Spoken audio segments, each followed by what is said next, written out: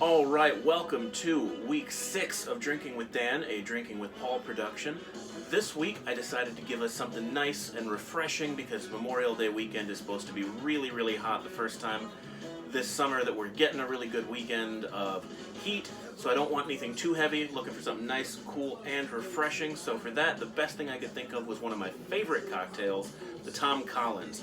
This is something you can make with gin or vodka. I much prefer it with gin. I think it gets a little bit crisper that way, but with that being said, you can make it with either one. One more quick reminder, not a bartender anymore. Haven't been for a long time, so if you see some technical stuff that you think I'm doing wrong, you're probably right, and I don't care. Let's go over to the prep station, gang. Alright, so special thanks to long-term buddy of mine named Joe Young. Gave me some very cool Glacio ice cube trays. Gives me something a little bit more of a fun little pop for the ice cube. Now, for your drink, you're going to start with your gin. I've said before that if you're mixing a drink, it doesn't really matter that much what kind of liquor you use.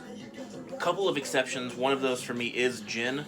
When I'm making a gin drink, I only want to use a higher quality, tastier gin. So for that, Bombay Sapphire is where it's at. They're not my sponsor, but fingers crossed. Now, this is a bigger glass than I would usually use for this, so I'm going to go with 3 ounces of gin for this. Got the Space Jam shot glasses, a fantastic Secret Santa gift from a job that I'm very glad to not work at because that Secret Santa gift was the best part of the job. So, got our 3 ounces of gin. Now, I'm going with quite a bit of lemon juice. I've got 2.5 ounces of lemon juice for this because I really like that good citrusy tart pop. And you can go with a little bit less if you want, but I strongly, strongly encourage you go with a really good amount of lemon juice. Now, the next ingredient is simple syrup. You can make this at home or you can buy it. I think buying it is a waste of time. You can make it on your stovetop. 1 cup of water, 1 cup of sugar, bring that to a boil and just stir repeatedly, and it makes it homemade. I'm going to go with 1.5 ounces of simple syrup because a little goes a long way. And then you are going to top with club soda. You can use Sprite if you want, but I think that makes it way too sweet.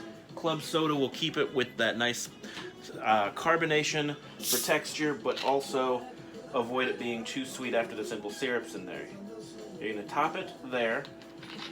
Then one thing you got to watch out for, when you're stirring this, you don't want to stir too vigorously because that'll kill the carbonation. So just a couple quick turns is all you need. Then you're going to garnish with a lemon wedge and a cherry, and you've got your drink ready. So as always, my name is Dan West. You can find out more from me at danwestcomedy.com. You can find more information about drinking and drinking culture at drinkingwithpaul.com. Thanks very much and enjoy your drink.